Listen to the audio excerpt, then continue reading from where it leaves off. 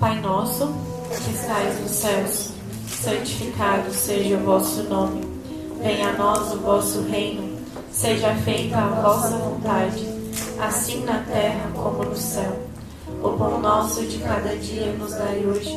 Perdoai-nos as nossas ofensas, assim como nós perdoamos a quem nos tem ofendido.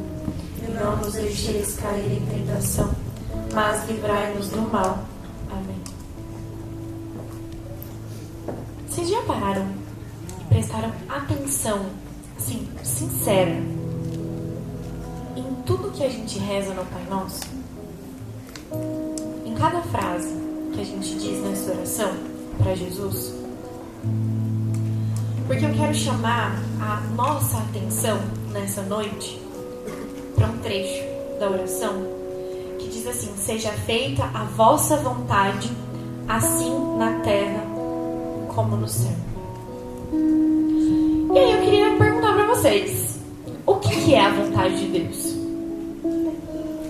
O que é a vontade de Deus, Maju? Nossa, deixa eu pensar. É aquilo que faz parte do nosso plano de salvação. Bom, o que é a vontade de Deus, Tonhão? Chamada santidade. Certa resposta.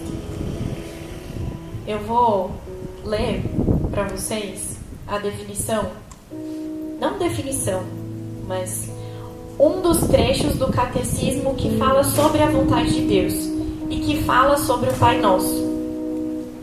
Está lá no parágrafo 2822. É vontade do nosso Pai que todos os homens se salvem e cheguem ao conhecimento da verdade. Ele usa de paciência, não querendo que ninguém se perca. O seu mandamento, que resume todos os outros e nos diz toda a sua vontade, é que nos amemos uns aos outros, como Ele nos amou. E aí, assim, seguindo esse raciocínio, como que eu sei quando eu estou fazendo a vontade de Deus? Quando a gente tem uma decisão, eu preciso fazer uma escolha. Como que eu sei que, bingo, fiz a vontade de Deus? Era isso que Ele queria. Será que acende um letreiro assim do céu, tipo, parabéns, filho, você acertou? Eu acho que não, né, gente? A não ser que alguém, assim, já esteja no patamar do místico, assim, que vê as coisas, né, tem o dom da bilocação, aí já é outro patamar, mas, assim, não acendeu ainda nenhum letreiro luminoso pra mim.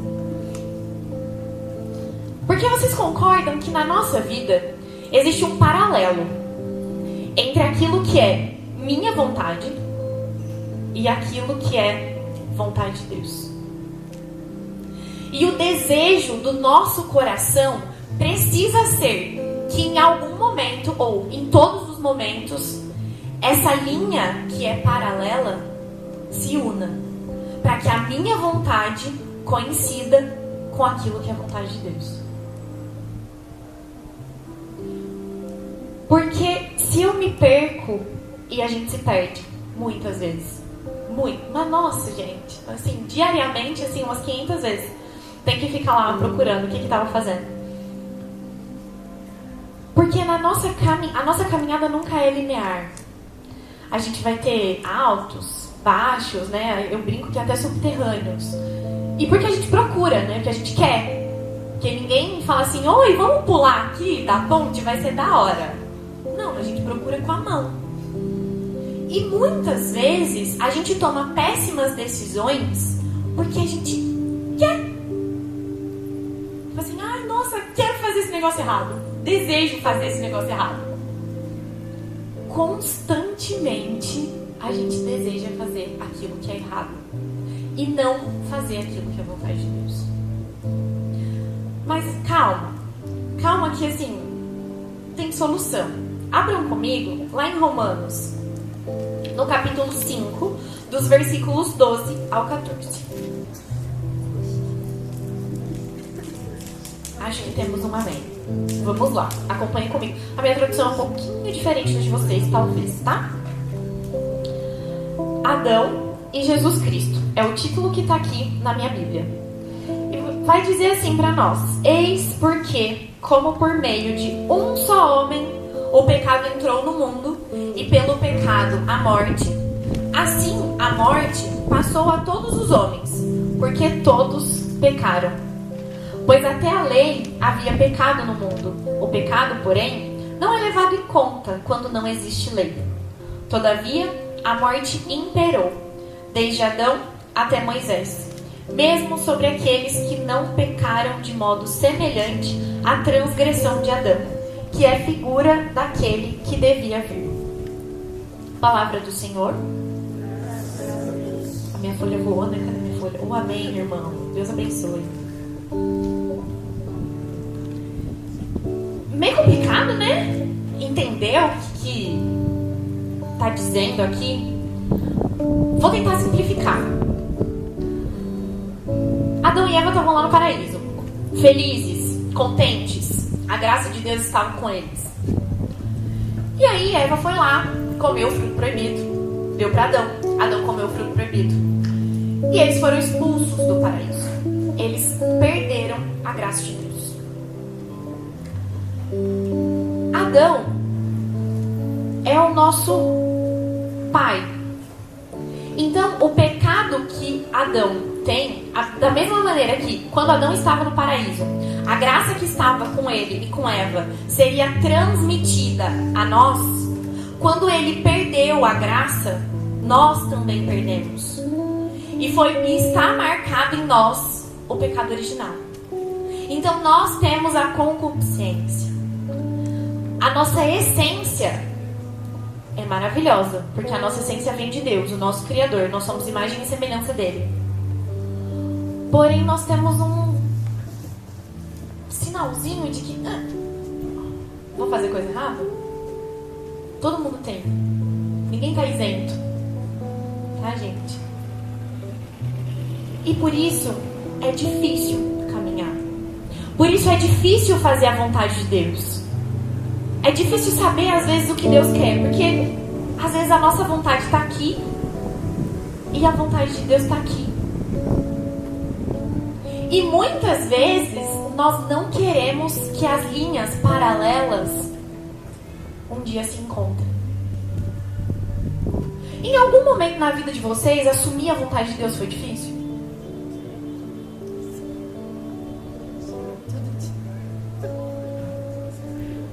E nós estamos no tempo da quaresma, né? Eu não sei as penitências que vocês escolheram para viver assim. Mas, nossa! Tem hora que dá vontade de jogar tudo pro alto assim, ó. E falar, não quero mais! Vou desistir. Mas não pode, né? Que assim, se a gente tá aqui caminhando para fazer alguma coisa boa, ou para tentar fazer alguma coisa boa, é porque nós queremos estar no céu. Nós queremos estar com Jesus.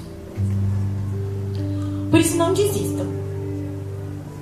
É difícil, é difícil. A caminhada, às vezes a cruz ela fica pesada,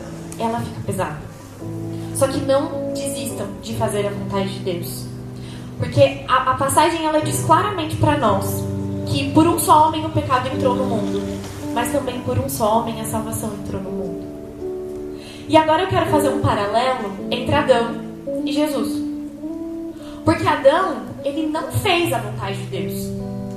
Ele tinha uma missão, que era não comer o fruto. E o que ele fez? Comeu o fruto. E agora nós estamos aqui, ó, nesse vale de lágrimas. Mas enfim, Adão comeu o fruto. E qual que foi a consequência de Adão? Por não fazer a vontade de Deus. Ele foi expulso do paraíso. Vocês querem ser expulsos do paraíso? Eu espero que não mesmo. Mas percebam que Jesus, ele veio ao mundo e ele fez a vontade de Deus. Ele cumpriu o plano de salvação. Ele se entregou, ele morreu por nós numa cruz. E no terceiro dia ele ressuscitou. E talvez aqui é uma lição para nós. Um exemplo a ser seguido. Por quê?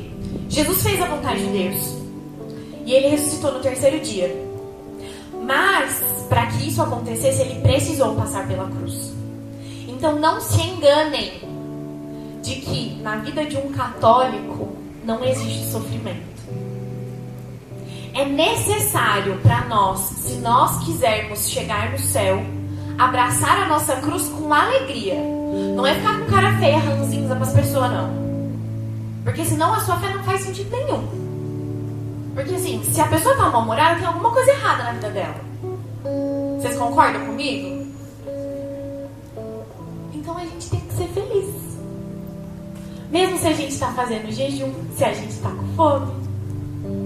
Mesmo se a gente está há 40 dias sem chocolate e a gente ama chocolate. Mesmo se a gente está lá rezando um rosário de joelhos e o seu joelho está doendo. Católico é feliz, gente. E a gente é feliz só porque Jesus morreu na cruz por nós. Isso basta. Basta. Não precisa de mais nada. Nada. Então, todos os sofrimentos da nossa vida, se você perdeu alguém, se alguém está doente, se alguma doença assolou sua mãe ou seu pai, se um primo, um tio, não sei, alguém da sua família está passando por uma dificuldade, você precisa ser canal de Deus na vida dela. E você precisa ser feliz. Feliz. Porque não interessa o tamanho da tribulação que esteja acontecendo. Se eu não me engano, na terça-feira, eu não sei se vocês conhecem o professor Vitor Salles. Ele é um professor conhecidíssimo, a mulher dele também é conhecida, enfim. Eles têm acho que 5, 6 filhos, eu não me lembro ao certo. A filha deles, que tinha 7 anos, ela vai fazer uma cirurgia de amígdala. E ela faleceu. Com 7 anos. E aí eu queria perguntar pra vocês, quanto tempo você acha que você ainda tem? Pra ficar assim, ó, brincando, de fazer ou não fazer a vontade de Deus? De mudar ou não mudar de vida? De escolher ficar aqui, ó, na sua vontade? Ou de escolher vir aqui, ó, para que as duas linhas se juntem e fazer a vontade de Deus? O que falta? Porque, gente, a gente não sabe. A gente não sabe o dia que Jesus vai chamar a gente. Ninguém é eterno aqui. Ninguém. Então nós precisamos levar a nossa caminhada com muita seriedade. Com muita. Aquela criança faleceu com 7 anos. Eu tô com 28 agora. E se Jesus me chamar amanhã, semana que vem, mês que vem? Como que eu tenho vivido a minha vida? Será que eu tenho feito a vontade de Deus? Será que eu tenho buscado a santidade naquilo que Deus quer? Como que tem sido tudo isso na minha vida?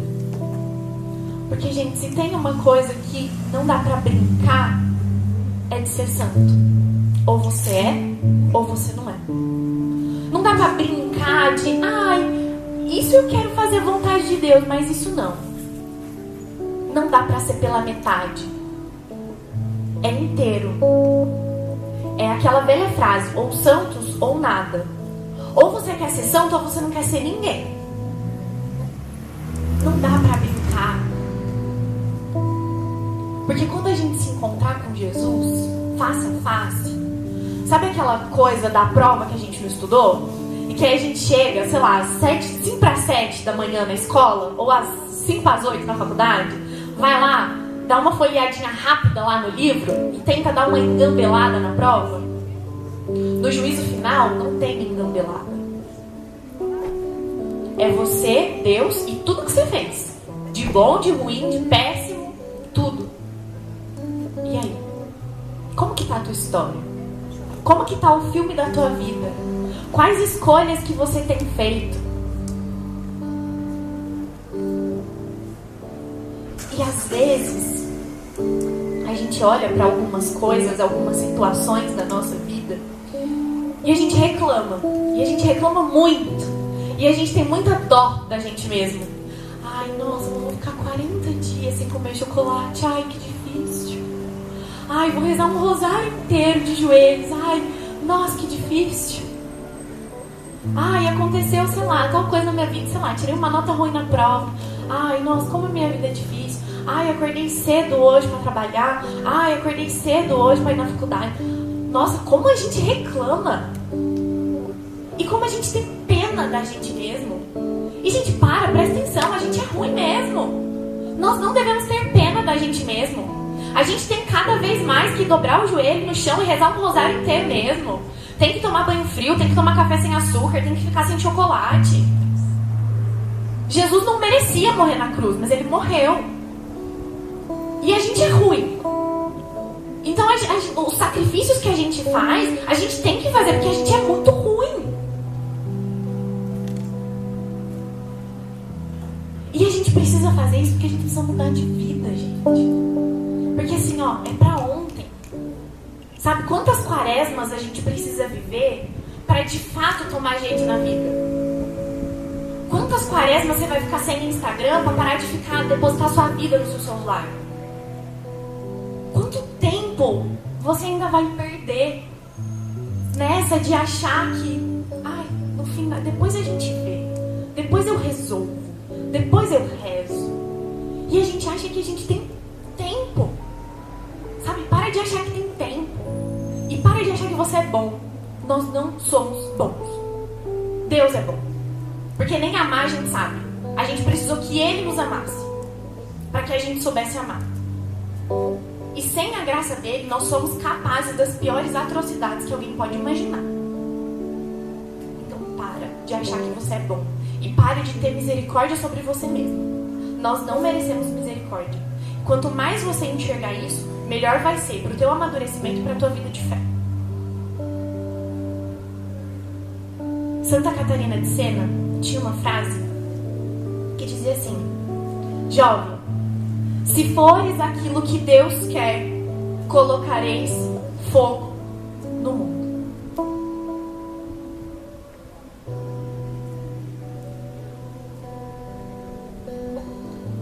Enquanto eu estava rezando por esse momento, eu fui pesquisar a vida de Santa Catarina de Sena. E ela é doutora da igreja. Ela faleceu com 33 anos. Ela recebeu os estigmas e ela também teve uma vida mística. Pasmem, ela era analfabeta. Vocês têm noção disso? Todo mundo aqui tá na escola, né? Tem gente que já faz faculdade, trabalho. A mulher é doutora da igreja. E ela era analfabeta, gente.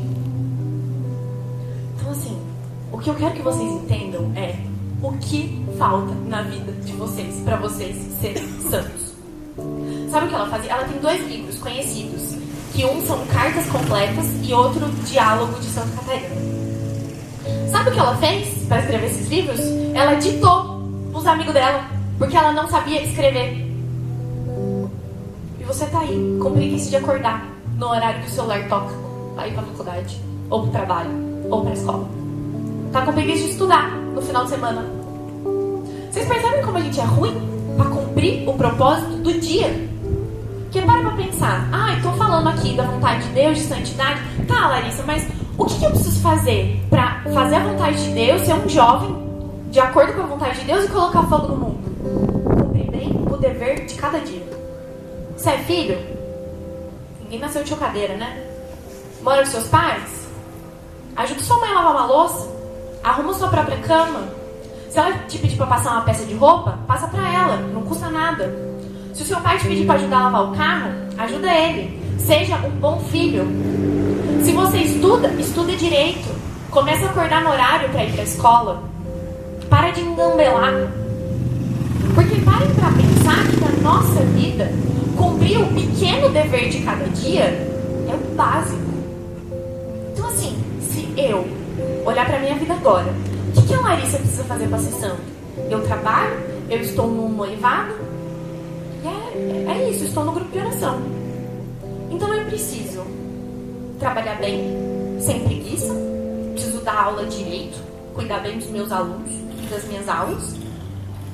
Eu preciso cuidar bem do meu relacionamento, rezar pela pessoa que eu tô, querer que ela esteja no céu e colaborar para que isso aconteça, porque nós seremos cobrados, quem tem namorado aí, quem deseja namorar, vocês serão cobrados. Por tudo aquilo que vocês fizeram ou não fizeram. Fizeram a pessoa desejar, sentir ou não. E o terceiro ponto no grupo de oração. Preciso fazer o que o Mateus pede, bem, direito, rezar pelas pessoas que estão aqui, participar do núcleo. É básico, gente. É simples. A santidade é simples. Vocês já pararam pra pensar que quem complica é a gente? Que a gente que fica fantasiando as coisas? Que a gente que quer que um letreiro acenda e fala assim: parabéns, você fez a vontade de Deus. Não é assim. Não vai ser assim. E aprendam que vocês precisam tomar decisões. Porque a nossa geração tem muita dificuldade de fazer isso. Por quê? Porque a gente não tem coragem de assumir a responsabilidade pelas escolhas que a gente faz. Então, às vezes, é mais fácil colocar na conta de Deus, né? Algumas coisas. Que, sabe quando? Eu acho muito engraçado isso. Eu não sei, é um momento falar um negócio desnecessário. Não sei se vocês viram uma história no Instagram que rolou um tempo que a moça casou com um cara. E aí, foto, vídeo na internet começou a circular. E aí a mulher do cara descobriu que ele casou. Ou seja, o cara já era casado. E ele casou com outra mulher. Bugou, né? Eu também buguei. Eu falei, gente, que doideira. Que doideira. O cara casou 2 vezes e ele já era casado. E aí assim, a mulher que casou, né, recente, fala: ai, você é meu presente de Deus. Hoje, presente de grego, né? Por favor. Então assim, parem de colocar as coisas na conta de Deus, sabe? Algumas coisas a gente escolheu e bate no peito e fala assim: eu escolhi isso aqui, a decisão foi minha. Então se der errado, parabéns, errei, preciso aprender com o meu erro. Se der certo, parabéns, amadureça, você tomou uma decisão certa. Talvez você tenha crescido, pelo menos um pouco. Mas parem de, assim, terceirizar as coisas, sabe? Terceirizar a decisão da vida de vocês. Porque às vezes a gente precisa tomar uma decisão e a gente fica assim: eu vou rezar. Aí a gente vai lá e reza. Fala: ai, Jesus, assim, assim, assim, preciso tomar uma decisão. E aí fica lá, no santíssimo. Aí fala: ai, Jesus não falou nada hoje. Aí vai embora. Aí chega em casa, vai lá rezar. Aí reza, fala: ai, Jesus, eu preciso tomar uma decisão. E ai, por favor, ilumina a minha decisão. Aí a gente fica assim, né? Esperando vir uma voz: faça isso. Galera, não vai acontecer, tá bom? Não vai. Por quê? Porque Deus te deu o livre-arbítrio. Então você precisa escolher. E a gente escolhe certo sempre? Óbvio que não. Porque a gente é jovem. E jovem às vezes só faz coisa errada. Uma hora a gente aprende, assim, eu tenho fé, Jesus, que uma hora a gente vai aprender a não fazer tanta coisa errada, sabe? Mas assim, por favor, facilitem pra Jesus, sabe? Uma vez, eu precisava tomar uma decisão. E aí eu já tinha rezado, né? Eu tinha falado com Jesus. Ai, não sei o que fazer. E aí eu, sei lá, fui ouvir um podcast. E era do padre Mateus Aquino. E aí ele falava assim, que hoje a gente fica viajando muito numas coisas que, assim, são simples de resolver. É óbvio que ele não falou com essas palavras, tá, gente? Que são simples de resolver. Por quê? E ele falava: como que eu vou saber se aquilo é vontade de Deus? Filho, você precisa decidir. Ponto.